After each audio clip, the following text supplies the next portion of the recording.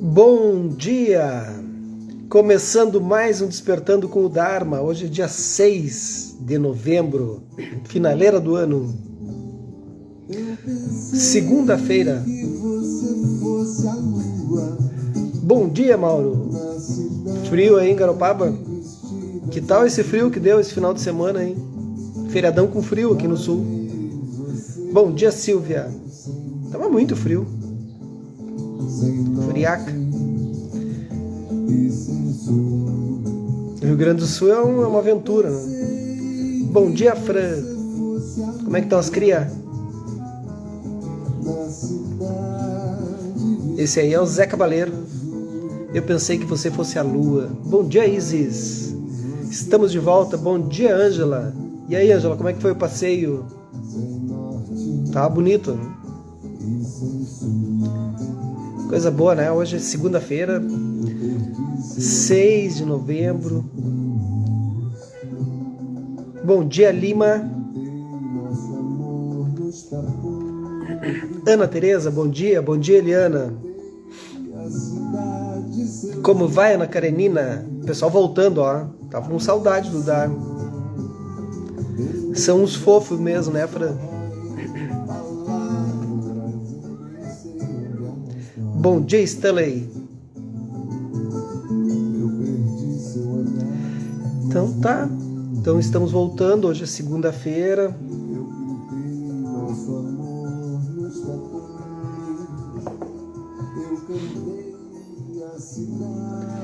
Vamos seguir. As férias foram ótimas. Que bom. É isso aí. Vamos pro Dharma? Que o Dharma não pode parar. Então hoje é dia 6, segunda-feira, iniciando a semana. E nós estamos aqui, ó. A Lógica da Fé, editora Lúcida Letra, trazendo Elizabeth Nanguel, a lama. Tudo bem com vocês? Todo mundo aí? Vamos começar? Vamos embarcar? Que não dá para ficar sem Dharma, né? Bom dia, Deni.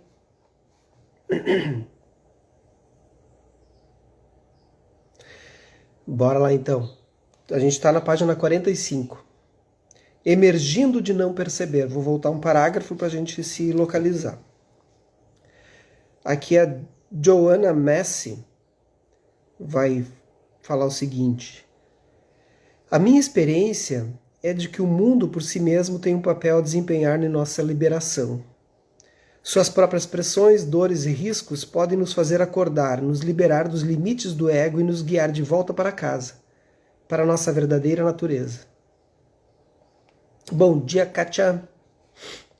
Ainda que talvez não pense sobre isso enquanto se movimenta por sua vida, você tem uma relação íntima e natural com Pratitya Samuttipada, originação dependente.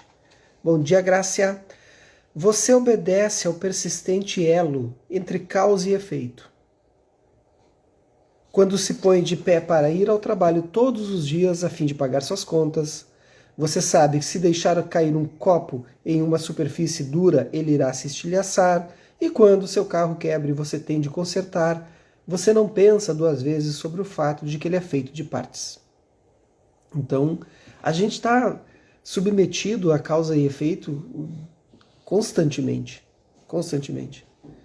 Não tem como a gente achar que não tá. Não tem. Por mais cético que tu possa ser, tu acaba percebendo que todas as coisas estão ligadas a causa e efeito. Então a gente tem que ter cuidado, né? Nós todos, por vezes, fazemos escolhas descuidadas, sem refletir a respeito de suas consequências.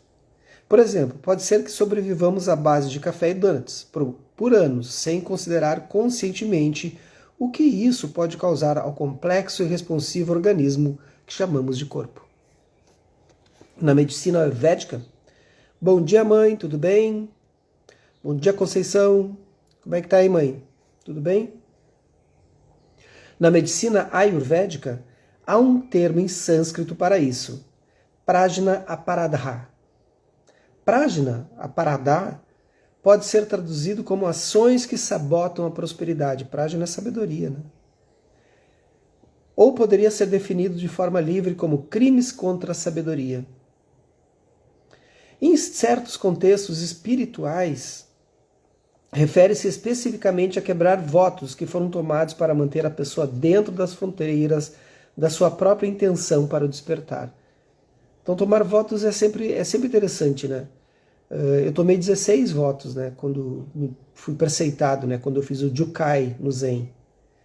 E o Tishnarhan vai dizer que a gente tem esse treinamento dos preceitos, né, ou dos votos monásticos. Eu não tomei os votos monásticos, né? Mas só os 16 já é o suficiente, por enquanto. E tu, por exemplo, um deles, não mentir, não matar, né? Então é um treinamento, não é que seja uma coisa ali que é que tu não vá cometer alguma mentira ou alguma coisa, tu vai acabar matando um inseto, matando alguma coisa, um ser, né? Nesse sentido, assim, seres pequenininhos, assim. Mas é o treinamento de evitar fazer. Constantemente estar voltando para os trilhos. Então, se a gente pegar um desses preceitos por ano, já é o suficiente. Fundamentalmente, Prajna Paradha alude às escolhas feitas por você que desonram sua inteligência básica. Desde os momentos em que o mundo lhe oferece sinais aos quais você não presta atenção, e até os muitos momentos em que você vive um estado de miopia, no qual não reconhece a si mesma como parte integral de um sensível e vívida matrix interconectada. Eu acho que pode ser óbvio para nós aqui, né, gente, que a gente está lendo o Dharma aqui, que a gente está todo mundo interconectado, que cada ação que eu tiver, ou não ação, vai impactar de alguma forma em outros e em mim. Mas a gente vive um mundo como se isso não fosse real, né? Não fosse acontecer. Só com os outros, né? Porque tudo se apoia, o mundo lhe dá retorno. Pode ser que você use os termos como feedback ou karma para descrever a conexão entre causas específicas e seus resultados. Mas se observar de perto a natureza do surgimento dependente, você verá tudo como efeitos que reverberam, os infinitos elementos que se reúnem e desaparecem a cada momento. Bom dia, Carla. A forma como você, enquanto indivíduo, experimenta esse movimento contínuo configura o fluxo de eventos que você chama de vida. Eu estou lendo a biografia do Elon Musk. Não tenho nenhuma... não sou fã dele de forma alguma, assim. Mas é importante a gente perceber como o mundo está sendo escrito, né? Eu não vou ficar parte do mundo porque eu sou budista, né? Bom dia, Natalina. Então estou lendo justamente para entender que mundo é esse que estão construindo, né? Não vou ignorar esse mundo. Muito pelo contrário, sou muito curioso, quero saber que mundos estão sendo construídos. E o Elon Musk está construindo um mundo, né? Um mundo à parte, assim, ele, o Jeff Bezos, então eles estão fazendo outros mundos, né? Outras construções. E até mesmo o Elon Musk, em um determinado momento, ele fala sobre o karma. Ele diz, eu não acredito nessas coisas. Eu não acredito nessas coisas orientais, eu não acredito em espiritualidade, eu não acredito nessas coisas. Mas teve um momento ali que ele disse, eu acho que foi o karma. Eu acho que o karma realmente existe. Então até os mais céticos, né, e essas pessoas que só pensam em dinheiro, no caso dele, ele tem umas formas interessantes de pensar, assim, bem interessante, me surpreendi. E me surpreendi com ele dizer assim, bom, veja bem, eu não acredito, mas eu acho que agora foi uma questão do karma. Então a gente não sabe, né? Até mesmo essas pessoas, esses trilionários aí, né, tem esse movimento de entender que é causa e efeito. E ele percebeu nitidamente, assim, eu tomei uma ação e eu acho que foi por causa daquilo que isso aconteceu. Uma relação com a PayPal, ele estava, enfim. Interessante, né? De certo, alguns desses eventos se desenrolam de acordo com suas preferências, enquanto outros não. Bom dia, Natalina. Quando você não gosta de como as coisas saem, pode ser que aponte seu dedo para aquela que seria a fonte única de sua desgraça. Mas, de maneira mais ampla, não há nada para culpar a não ser o jogo dinâmico de infinitos elementos. a atividade da grande rede de contingência da qual você é parte integral.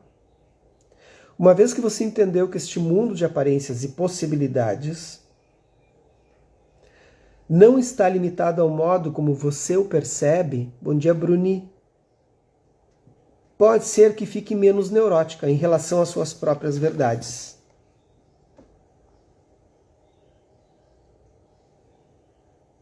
Você pode ver em primeira mão como a ampliação de suas lentes trabalha contra a sua tendência habitual de se fechar em conhecer as coisas de maneira fixa ou determinada. Bom dia, Rosana. E como isso também eleva uma abordagem de menos reação e mais resposta diante das coisas. Então está muito claro, né? À medida que a gente vai criando nossa vida, a gente vai tendo nossas lentes de olhar o mundo. Mas volta e meia, eu acredito assim que a cada tempo, acho que a cada 2, 3 meses a gente tem que fazer um recall, assim, a gente tem que fazer um check-up, um upgrade, tem que fazer qualquer coisa. A gente tem que olhar para o que a gente está fazendo e ver se a gente está apontando para o lugar certo, assim. Certo para nós, não é o certo para a comunidade, certo para isso ou aquilo. É certo para nossa natureza humana, nossa natureza essencial. E, consequentemente, para a comunidade, para a sociedade. Mas a gente tem que fazer de vez em quando essa parada, assim, e dar uma olhada. A cada 3 meses. Sugiro, pensem sobre isso. A cada 3 meses, mudar a rota, assim, dar uma olhada se a rota está indo para o caminho certo.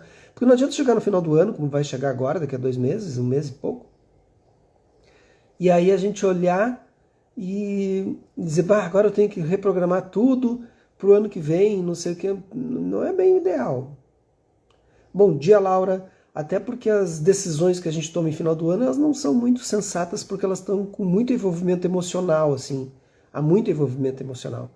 Então eu sugiro sempre, chegar final do ano, não tomem decisões. Decisões que sejam mudanças muito radicais, assim. Esperem passar. Esperem passar, chega janeiro, fevereiro, veja se aquilo faz sentido ainda. Uma mudança em final de ano não funciona. Então a gente olha para as coisas a cada 2, 3 meses, dá uma olhadinha. Né? Bota a cabeça para fora, vê se essas coisas que as nossas, aqui como ela diz, as nossas tendências habituais de se fechar de maneira fixa ou determinada, se elas estão de acordo. Se a nossa vida está de acordo com aquilo que nós traçamos. E aí tu vê se tu tem que dar uma mudada em alguma coisa e continua ou não. Ou dar vou dar uma mexida aqui, né, no caminho. Faz sentido isso para vocês? Quem é que faz isso a cada 2, 3 meses? Dá uma olhadinha assim. Será que eu estou indo certo? Não, está indo certo. Vamos lá. Eu acho bacana isso. Ao se dar conta de como suas escolhas e atitudes modelam sua vida, você adquire um insight agudo sobre os padrões sutis, mas vitais, que influenciam suas experiências de sofrimento e liberdade. Então, na real, assim, a gente dita se a gente vai sofrer ou se a gente vai ser feliz. O tempo todo. Não são as pessoas, não são as coisas, as situações.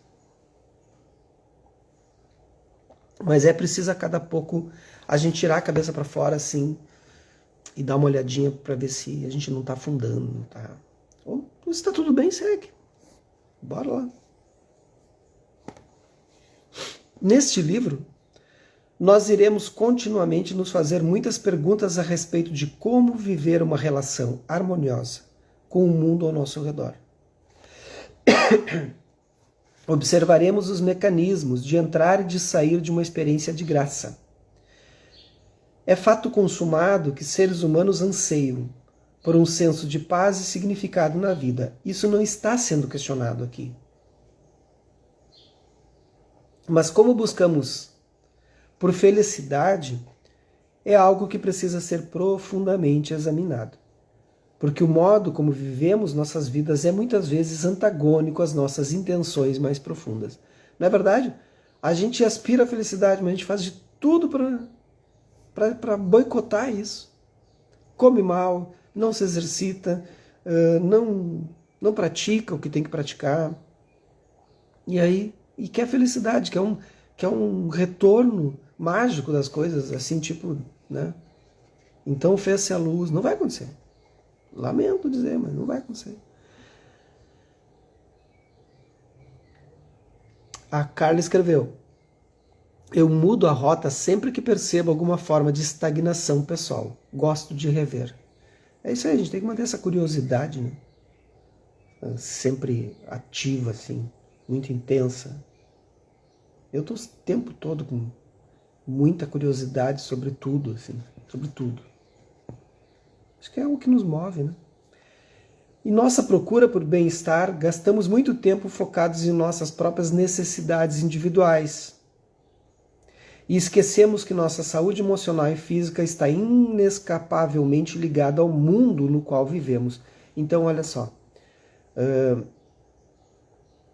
Tem uma das práticas de Nondro, no Vajra, que é entender que nós somos seres livres e com oportunidade.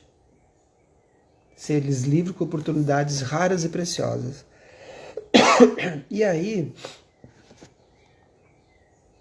nessa prática, a gente tem que observar que a gente tem as necessidades específicas da vida, comer, dormir, né? E tudo mais.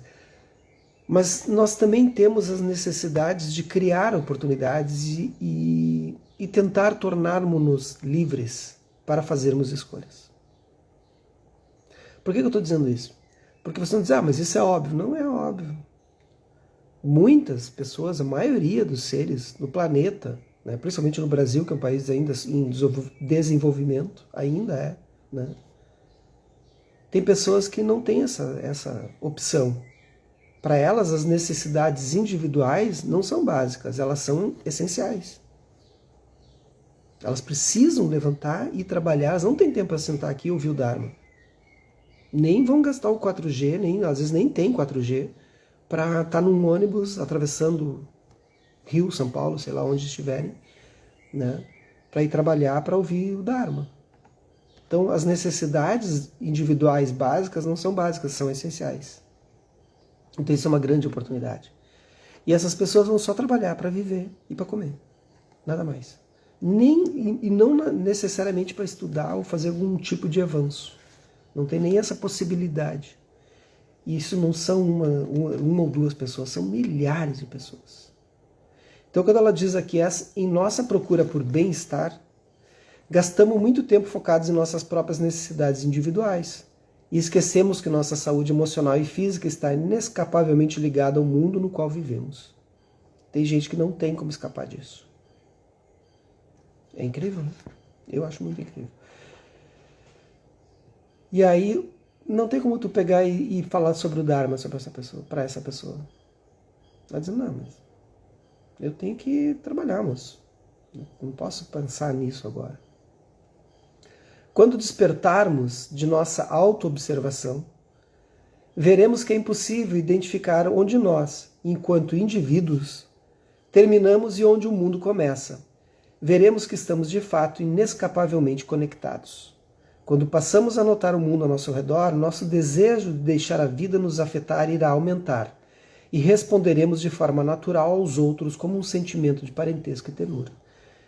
E aí, para terminar, sobre essa questão de vida rara, preciosa, livre, com oportunidade, muitas vezes a gente tem oportunidade e não usa, porque a gente não tem tempo livre, tem que levantar, tem que trabalhar, não dá tempo de ouvir o Dharma, não tem como. Às vezes temos tempo livre, mas não temos oportunidade. Zonas de guerra, zonas de fome, zonas de carência. Então, quando a gente tem um tempo livre, né, que a gente se propõe, esse não é um tempo necessariamente livre, vocês estão dispondo de ouvir o Dharma, dispondo de tentar ouvir alguma palavra que conecte. Que conecte o quê? Conecte alguma relação interna, de movimento interno, que faz com que gere uma propulsão, e essa propulsão, essa energia gerada, vai fazer com que abra algumas portas, algumas janelas, algum insight, vai dizer, isso faz sentido. Uma palavra basta. Uma sensação basta, algum momento. Então tem tempo livre, criou um tempo livre, existe oportunidade, existe a tela aqui, existem outras, existem várias formas. Não é só aqui, né? Mas essa é uma das milhares de oportunidades que estão aí à nossa disposição. E isso é raro e precioso. Por que é raro e precioso? Porque nem sempre eu vou fazer isso, ou nem sempre vai estar disponível alguns outros instrutores disponíveis para vocês. E nem sempre vocês terão esse tempo livre. Daqui a pouco vocês vão arrumar um emprego, um trabalho que não vai fechar esse horário. Nem vão conseguir ouvir mais. Ao vivo ou mesmo gravado. Aí não tem tempo livre. Então é raro e precioso. Aproveitem. Agora, dizer, mas isso... algumas pessoas já me perguntaram quando eu dou explicação sobre o Nondro. Essa é uma delas. Tem várias, e tem o karma, tem a impermanência, tem, enfim. E essa da vida humana rara e preciosa vai dizer, mas e aí, quando acaba? Eu tenho que gerar méritos para me manter tendo tempo livre, criando tempo livre para ouvir o Dharma, e também gerando oportunidades. O tempo todo. Eu tenho que criar méritos para isso. Aí méritos é outra coisa. Vejam bem quanta coisa, né? Observando a interdependência, emergimos da complacência de não notar. Por exemplo, recentemente, uma infinidade de tragédias envolvendo os elementos tem nos chacoalhado para que despertemos enquanto sociedade escassez de recursos, mudança severa nos padrões do clima, toxicidade ambiental. Obviamente, nunca houve um tempo em que nós não tenhamos experimentado as consequências de nossas ações. Mas em um sentido coletivo, mais abrangente, esses desafios globais estão sendo nossos guias para gerarmos uma nova consciência sobre o delicado e inegável vínculo que compartilhamos com o nosso planeta e os outros seres. Parte da crescente preocupação sobre a questão ambiental surgiu quando humanos presenciaram pela primeira vez imagens da Terra à vista do espaço. Um presente apenas recentemente oferecido à nossa percepção. A primeira fotografia da Terra completamente iluminada foi feita em 7 de setembro de 1972. E continua sendo possivelmente a imagem fotográfica mais amplamente difundida na história humana. Por conta de sua aparência vitrificada, a imagem ficou afetuosamente conhecida como bola de gude azul. Nas décadas que se seguiram à introdução dessa referência visual em nossa cultura, nossa relação com o planeta mudou radicalmente. A imagem nos revelou que o solo no qual nos apoiamos e a atmosfera que nos protege das poderosas forças do universo externo são as mais frágeis do que havíamos imaginado. Ela nos forçou a refletir sobre o impacto do consumo humano e o modo descuidado com que temos nos relacionado com o ambiente que nos cerca. A imagem continua a servir como um ícone de uma nova consciência global que energizou a investigação sobre como podemos proteger e não violar nosso relativamente pequeno e precioso lar. Tá aí, a gente não cuida, né? Não cuida muito da nossa terra. O Elon Musk, ele tá nessa piração, né, de colonizar Marte, né? Que diz que nós temos que seguir com a nossa consciência. Tem um lado bacana dele, assim, que ele diz que a consciência, até aí, ó, vou explicar o que é bacana. Que a consciência humana, frente à inteligência artificial, que ele está tentando frear um pouco a inteligência artificial, e eu acho muito meritório isso, muito bacana isso. Porque os seres humanos têm uma consciência que não pode se curvar a máquinas, né? E até aí, achei ótimo, boa percepção. Mas aí ele diz, aí nós temos que colonizar Marte, porque nós temos que continuar explorando novos mundos, porque se os recursos da Terra acabarem, né? E aí a gente tem que colonizar. Só que aí tem uma coisa, né? Custa $500 mil, um passeio até Marte. Quem é que vai colonizar Marte? Qual é a raça que vai colonizar Marte? É o novo neonazismo, né? Desculpem dizer isso, assim, parece uma coisa meio grosseira demais dizer isso, mas não tem outra forma de dizer. Porque são só os escolhidos. Entendo a intenção dele, mas aí esbarra nesse problema. Ou ele vai levar todo mundo? Será? Como é que vai funcionar isso? Aí é uma raça humana nova, né? Mas só quem pode pagar esses $500 mil. São superdotados milionários, né? Aí esbarra novamente numa questão de consciência. Então há uns avanços, mas há uns poréns aí de sociedade que não está bem claro ainda, assim, nessa exploração. Os sinais diretos e inegáveis que recebemos como respostas ao desequilíbrio nos sistemas naturais podem mudar como o modo como entendemos a evolução humana. A Ana disse uma coisa ótima aqui. Quem sabe o nosso mundo fica melhor? Mas só que a gente vai virar celeiro. Entende? Os recursos vão ser explorados por esses que têm dinheiro. E aí também as questões de segurança. E aqui vai ficar meio que... Não para agora, isso aí para milhares de séculos. Né? Mas vai ficar uma terra meio que de ninguém, assim. A gente tem que ter esse cuidado. Em vez de vermos a evolução como um processo de crescimento linear, pode ser que consideremos que talvez a evolução humana tenha mais a ver com o emergir do não notar. Um retorno às tradições de sabedoria de nossos ancestrais, que reconheceram a intrincada e recíproca relação que eles tinham com o seu mundo. Aqui não estou falando apenas do mundo físico, nosso planeta, mas também do modo como vivemos nossas vidas e como nos relacionamos com todas as coisas que encontramos. Para finalizar, a interdependência oferece-nos um novo modo de olhar para as coisas, ao nos projetar para fora do estreito túnel de autoabsorção em direção a uma consciência mais ampla. Mostra-nos como viver em uma relação de sanidade com o nosso mundo em graça. Essa compreensão não está apenas inextricavelmente conectada à nossa sobrevivência, mas também à sanidade básica e ao insight. Mas é preocupante, gente. Eu fui ler esse livro para ver que ponto estão essas novas mudanças, assim, está muito avançado. Já esses novos mundos que estão criando está bem avançado. Bem preocupante.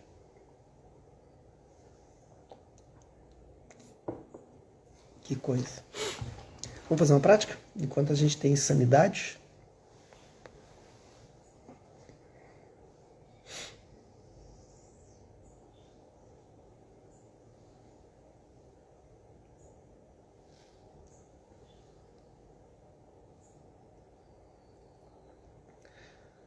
Coloque o corpo numa postura ideal para hoje.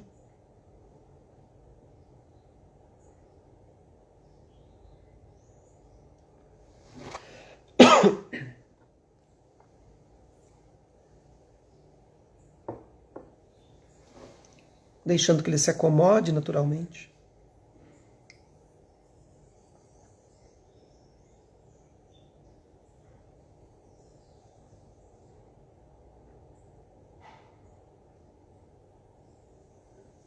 Deixando que o corpo encontre um espaço em si.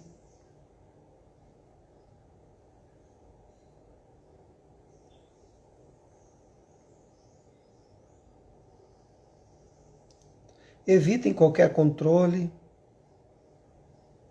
qualquer forma que vocês tenham visto de como é uma postura de meditação e apenas se larguem, se deixem.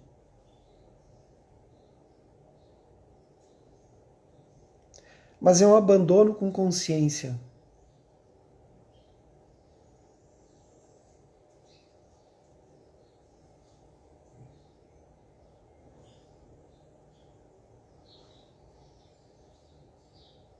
Um abandono com observação. Você está observando o seu corpo modificar, se mudar, relaxar, observando as partes tensas, duras ou fluídas.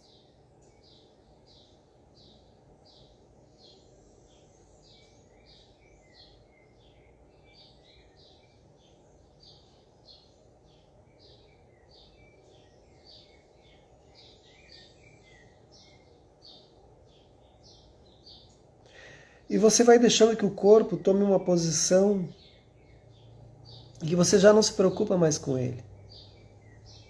Então você olha a sua mente.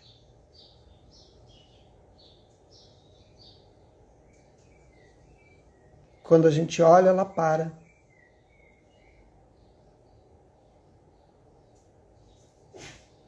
E você aproveita e observa a sua respiração. E vai entrando nesse fluxo.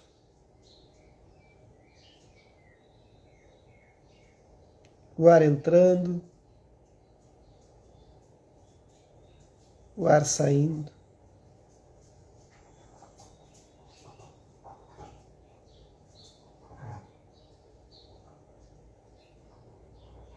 E aí surge um pensamento e você volta a observar a respiração.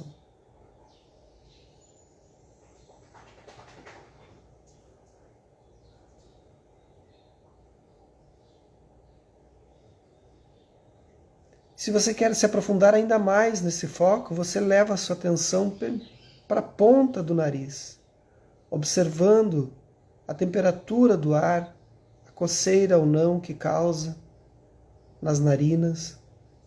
Observe por alguns instantes o ar entrando e o ar saindo, se muda a temperatura.